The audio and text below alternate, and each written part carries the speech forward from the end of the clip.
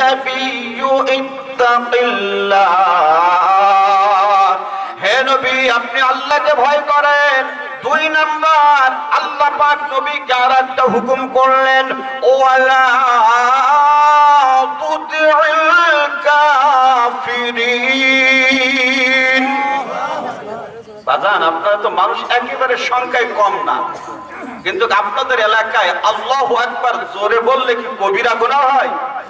বলতেছেন হুজুর ওয়াজ করবেন, ওয়াজ করেন, তাহলে আল্লাহ শব্দ জোরে বলার দরকার কি? ও মুসলমান, কণ্ঠ কে দিয়েছে? আল্লাহ। জোরে বলেন আল্লাহ। আপনি চেয়ারম্যানের স্লোগান আপনার আওয়াজ আছে সব দেওয়ার পরেও মাঝখানের থেকে আরেকজন বলে জোর হইল না, কথা বলছেন না? তাহলে কণ্ঠ দিয়েছে আল্লাহ, আওয়াজ দিয়েছে আল্লাহ। আপনি চেয়ারম্যানের স্লোগানে ব্যয় করছেন, আল্লাহর স্লোগানে ব্যয় করা যায় না। এজন্য একটু জোরে বলেন আল্লাহু আকবার। আল্লাহ রাব্বুল আলামিন বললেন নবী 2 নাম্বার হলো কাফির যারা, তাদের আনুগত্য করা যাবে, আনুগত্য করা যাবে। ও মুসলমান, ওই কাফের রাসূলের জমানায় ছিল কি ছিল না? ছিল। সাহাবীদের সময় ছিল, তাবেঈন তাবেঈনদের সময় ছিল। বর্তমান কাফের নেই, কথা বলছে না কেন? আছে? যদি থাকে তাহলে অবশ্যই আজকে কোরআন দিয়ে যাচাই করতে হবে, বের করতে হবে কাফের কারা। আল্লাহ রাব্বুল আলামিন বলেন, ওয়া ক্বালাল্লাযীনা কাফারু লান নু'মিনা বিহাযাল কুরআন। আল্লাহ রাব্বুল আলামিন বলেন কাফের হচ্ছে তারা যারা বলে আমরা কোরআন বিশ্বাস করি না। কি বিশ্বাস করে না? জোরে বলেন, কি বিশ্বাস করে না? আমার সামনে যারা বসে আছেন কোরআন বিশ্বাস করেন না, এরকমের কে কে আছেন? হাত তোলেন। একজনও নাই। অথচ একটু ভাঙাই দিলে বুঝতে পারবেন যে আমাদের ভিতরেও কোরআন অস্বীকার করা লোক আছে না নাই? কথা বলে না কেন? আছে। একটা দৃষ্টান্ত প্রমাণ হলো, একজন হাফেজ সাহেব খতম তারাবি পড়ায়, তো মাঝে মধ্যে কিছু আয়াত ছেড়ে দিয়ে চলে যায়। সভাপতি সাহেবের বাড়িতে মেহমান বেড়ানোর জন্য আসছে। নামাজের শেষে ওই মেহমান সভাপতি সাহেবকে বলছে, আপনারা যে হাফেজ দিয়ে খতম তারাবি পড়ান, হাফেজের তিলাওয়াত সুন্দর, কণ্ঠ সুন্দর, তবে সমস্যা এক জায়গায়। কয় জায়গায়? সভাপতি সাহেব বলছে, ভাইজান সেই সমস্যাটা কি? আসলে তো আমরা জানি না, আমরা তো আর হাফেজ না। বলতেছে আপনার ইমাম সাহেব মাঝে মাঝে কিছু আয়াত রেখে যায়, ছেড়ে দিয়ে চলে যায়। সভাপতি বলছে যদি এইভাবে আয়াত ছেড়ে চলে যায় তাহলে তো আসলে খতম হবে না। হবে? ফজরের নামাজ পড়তে গিয়ে ইমাম সাহেবকে সভাপতি জিজ্ঞাসা করে, হুজুর আপনাকে আমরা খতম তারাবির জন্য নিযুক্ত করেছি, যাতে করে আমরা সাধারণ মানুষ কোরআন পড়তে পারি না, আমরা হাফেজ না।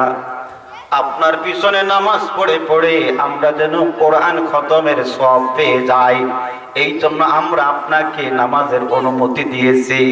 তবে আপনার ব্যাপারে একটা অভিযোগ এসেছে, সেটা হলো আপনি মাঝে মাঝে আয়াত ছেড়ে দিয়ে চলে যান, এটা কি সঠিক? ইমাম সাহেব বলে, সভাপতি সাহেব এটা সঠিক। সভাপতি বলে, আপনাকে কে পারমিশন দিয়েছে আপনি মাঝে মাঝে আয়াত রেখে চলে যান? ইমাম সাহেব বলে, সভাপতি সাহেব এই পারমিশনটা আপনি নিজেই দিয়েছেন। বলে আমি দিয়েছি মানে? ইমাম সাহেব বলে, আপনি নিয়োগ দেওয়ার সময় বলেছিলেন বর্তমান পরিবেশ বেশি ভালো না, সময় ভালো না, অতএব জিহাদের ওয়াজ করা যাবে না, জিহাদের ওয়াজ করা যাবে না, সুদের ওয়াজ করা যাবে না, কারণ সেক্রেটারি সুদ খায়।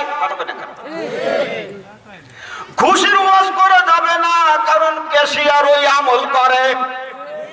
আপনাদের এলাকার সেক্রেটারি সভাপতি ভালো, এবার সভাপতি সাহেব বলতেছে হুজুর আমি বলছি এক কায়দায়, আপনি বলছেন আর এক কায়দায়।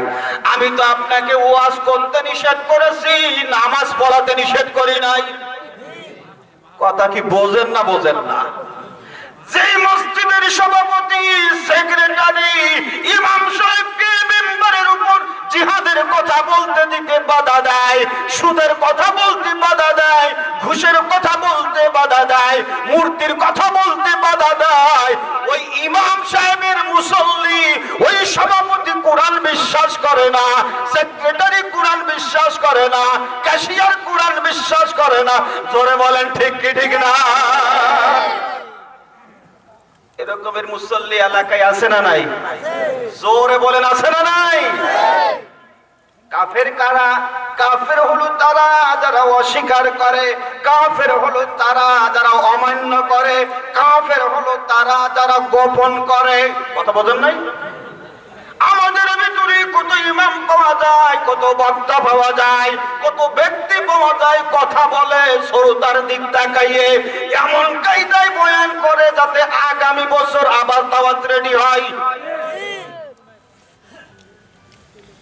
অথচ উচিত হলো রোগ যেমন অপারেশন হবে তেমন।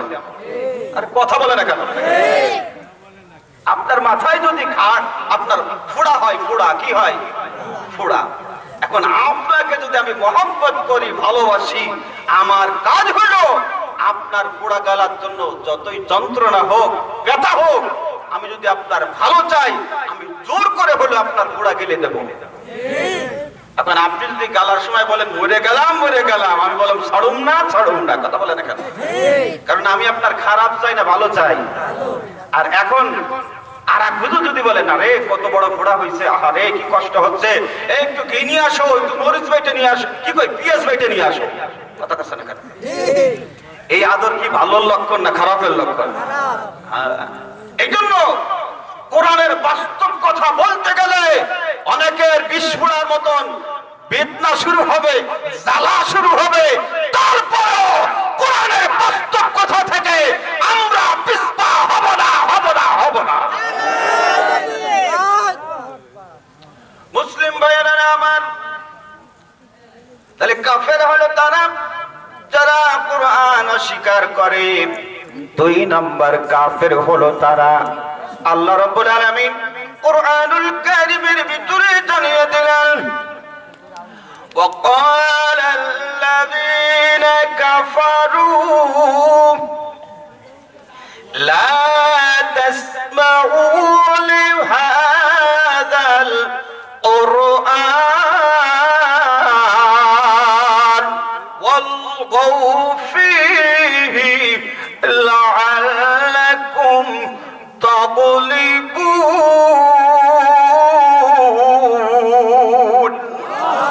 আল্লাহ রাব্বুল আলামিন বলেন কাফের হলো তারা যারা বলে তোমরা এই কোরআন শুনবা না। কি শুনবা না?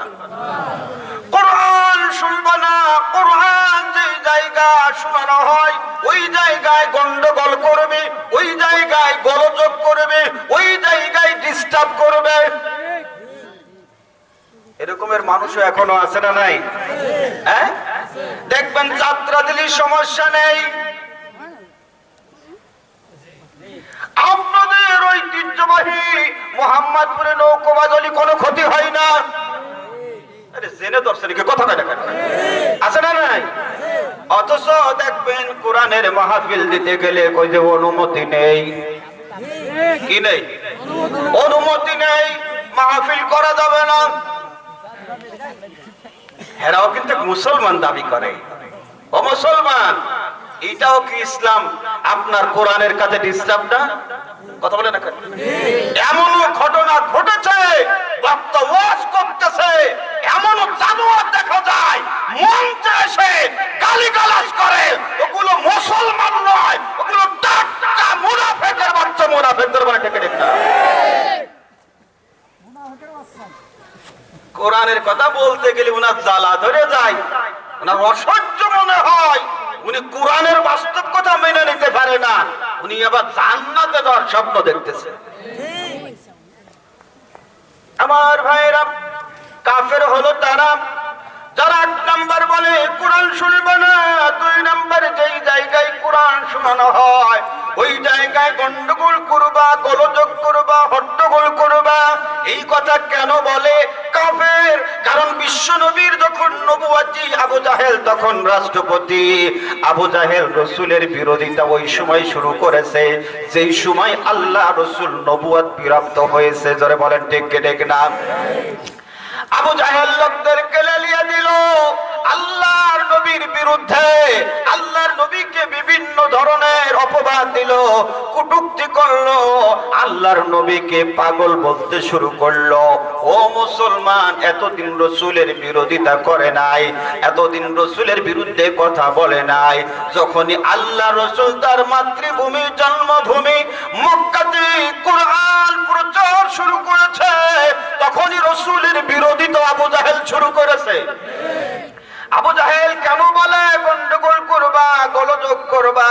তার উদ্দেশ্য হলো জনগণ যদি সঠিকভাবে কোরআন শুনতে না পারে তাহলে কোরআন বুঝতে পারবে না, আর কোরআন যদি বুঝতে না পারে কোরআনের প্রতি তারা আকৃষ্ট হবে না।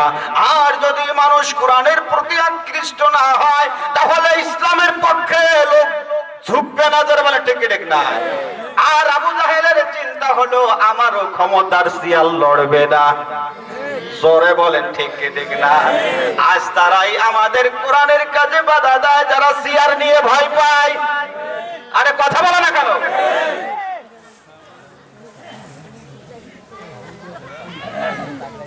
কাফেরের কাজ ডিস্টার্ব করা, গন্ডগোল করা, গোলযোগ করা মুমিনের কাজটা কি? আল্লাহ রাব্বুল আলামিন বললেন ওয়াইযা কুরিয়াল কুরআন ফাসতামিউ লাহু ওয়া আনসিতু লাআল্লাকুম তুরহামুন। যারা বলে আল্লাহু আকবার। আল্লাহ রাব্বুল আলামিন বলেন যখন কোরআন তিলাওয়াত হবে, যখন কোরআন আবৃত্তি করা হবে, পাঠ করা হবে, তখন তোমরা 2টা কাজ করবে। 1 নাম্বার ফাসতামিউ, মনোযোগ সহকারে শুনবে। 2 নাম্বার আনসিতু, চুপ থাকবে। এই 2টা কাজ তোমরা যদি করতে পারো, আল্লাহ বলেন আমি তোমাদের উপরে খুশি হয়ে একটা জিনিস নাযিল করব, বর্ষণ করব। আল্লাহ বলেন সেটা হলো লাআল্লাকুম তুরহামুন, আমি তোমাদের উপর রহমত বর্ষণ করব। জোরে বলেন আল্লাহু আকবার। এই জন্য দেখবেন কোরআনের মাহফিলে যদি লক্ষ লক্ষ মানুষ হয়, হাজার হাজার মানুষ হয়, ওই শ্রোতা চেয়ার দিয়ে বাড়ি বাড়ি করবে না, বক্সিং মারবে না। অথচ নেতা যদি 100 শ্রোতা নিয়ে মিটিং করে, চেয়ারের ডানা নেই। কারণ রব্বুল আলামিন তার কোরআনের মাহফিলের জন্য কোন দুনিয়ার আর্মি ব্যবহার করে না, পুলিশ ব্যবহার করে না, র‍্যাব ব্যবহার করে না। আল্লাহ পাক কোরআনের মাহফিলের জন্য আল্লাহর পক্ষ থেকে রহমতের ফেরেশতা আল্লাহ রব্বুল আলামিন বাজেট করে দেয়। এজন্য হাজার হাজার মানুষ কোরআন শোনে, কোনো গন্ডগোল নেই, কোনো হইচই নেই, কোন বিশৃঙ্খলা নেই। যারা বলে ঠিক ঠিক না? মুসলমান, এটাই হচ্ছে মুমিনের পরিচয়, এটাই হলো মুমিনের কাজ। যে কোরআন যখন তিলাওয়াত শুরু হবে, আলোচনা শুরু হবে, মুমিন আপনার চুপ হয়ে যাবে, মনোযোগটা দিয়ে দেবে কোরআনের দিকে। আল্লাহ বলেন আমি খুশি হয়ে তাদের উপরে রহমত বর্ষণ করে দেব। আমরা রহমত চাই না গজব চাই? গজব চাই কে কে? একটু হাত তোলেন তো। মুসলমান, শুধু আমরা নয়, যদি আপনার লঞ্চ স্টিমারে যদি হরিপদ থাকে, নারায়ণ থাকে, আর যদি বুলবুল, সিডর, নার্গিস শুরু হয়, তার তখন দেখবেন কালিরে ভুলে যায়, কলেমা পড়তে শুরু করে দেয়। কেন কেন কেন? কারণ সেও গজব চাই না। সে তখন বোঝে এখন আর এই কালিমালি দিয়ে কোনো কাম হবে না, কলেমা চালাতে হবে। যারা বলে ঠিক ঠিক না? আমার ভাইয়েরা, তাহলে 1 নাম্বার কাফের হলো তারা যারা অস্বীকার করে দুই নাম্বার কাফের হলো তারা যারা কোরআন প্রচারের ক্ষেত্রে ডিস্টার্ব করে।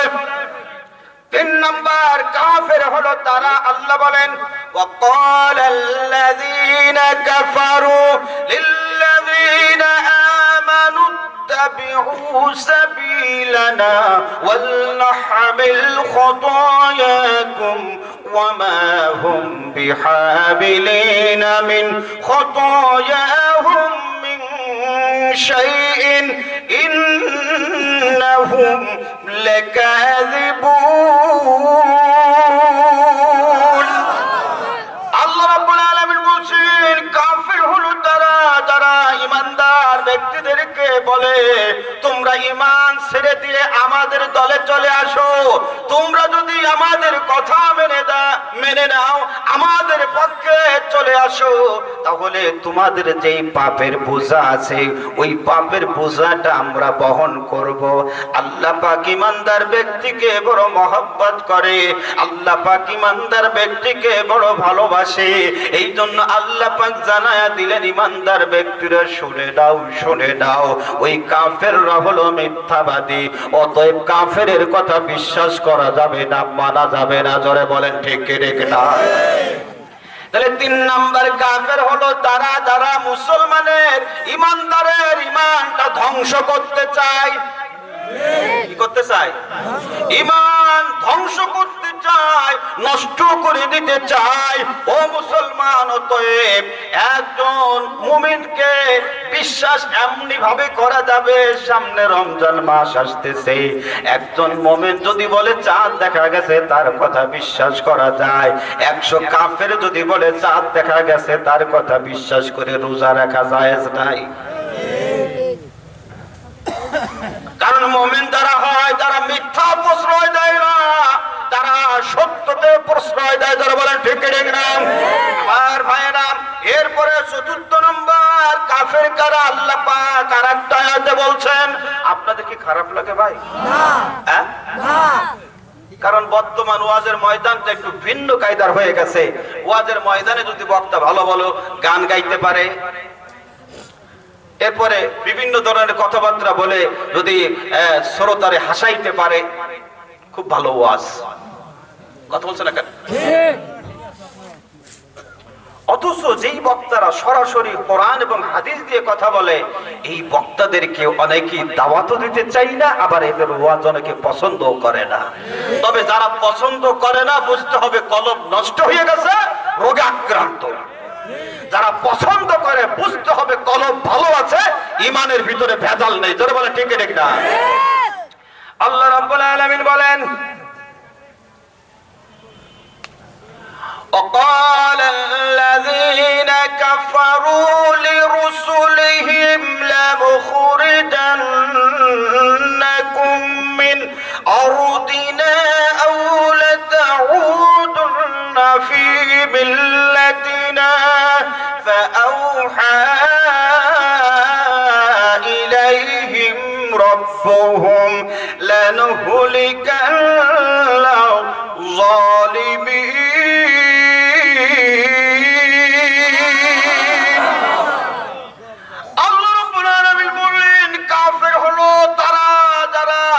রসুলদের ব্যাপারে বলে, ভালো করে শোনেন, যারা রসুলদের ব্যাপারে বলছে হয় তোমরা আমাদের দলে আসবে, আর তাই যদি না হয় তাহলে তোমাদেরকে আমাদের দেশ থেকে বের করে দেওয়া হবে। কারা বলে? কাকে বলে? রসুলকে বলে। অথচ আল্লাহর পরেই রসুলের স্থান। যারা বলে ঠিক ঠিক না? আমার ভাইয়েরা, যখন কাফিররা রাসূলকে এই কথা বলে, এই কথাটা আমার আল্লাহর কাছে ভালো লাগে নাই। এজন্য আল্লাহ পাক ওহীর মাধ্যমে নবীকে জানিয়ে দিলেন, নবী চিন্তা করবেন না। সেই কাফেররা আপনাকে বের করার জন্য হুমকি দেয়, আমি আল্লাহ ওই কাফেরকে, ওই জালেমদেরকে ধ্বংস করে দেব। জোরে জোরে বলেন আল্লাহু আকবার। কারণ আল্লাহ রাব্বুল আলামিনের একটা কথা মিথ্যা হবে না। হবে না? না, আল্লাহ যা ওয়াদা করেন তা অবশ্যই তিনি পূরণ করেন, ইন্নাল্লাহা লা ইখলিফুল মিআদ, নিশ্চয়ই আল্লাহ ওয়াদা ভঙ্গ করেন না। এজন্য আল্লাহর ওয়াদা নবী গো যারা হুমকি দেয়, আমি ঘোষণা করে দিলাম আমি তাদেরকে ধ্বংস করে দেব। এই জন্য জালেম ছিল নমরুদ, কি হয়েছে? জালেম ছিল ফিরাউন, ধ্বংস হয়ে গেছে। জালেম ছিল আবু জাহেল, ধ্বংস হয়ে গেল।